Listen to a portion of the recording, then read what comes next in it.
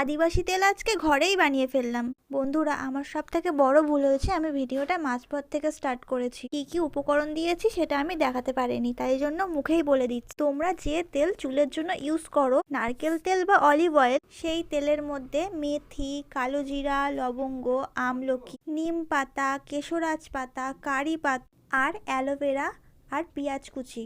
আর দেখো, আমি কিন্তু লাস্টে দুটো উপকরণ দিতে ভুলে গিয়েছিলাম, এই জবা ফুল আর এই অ্যালোভেরাটা। তো আমি সবার লাস্টে অ্যালোভেরাটা কুচি কুচি করে আর জবা ফুলটা দিয়ে দিয়েছিলাম তার মধ্যে।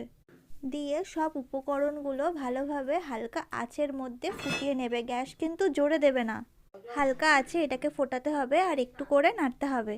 শুনেছি নাকি এই 7-8টা উপকরণ দিয়ে তেলটা তৈরি করলে নাকি চুলের খুব গ্রোথ বাড়ে। দেখো, ফুটিয়ে ফুটিয়ে যখন এটা পুরো কালো হয়ে যাবে তখন তেলটা এরকম কালার আসবে।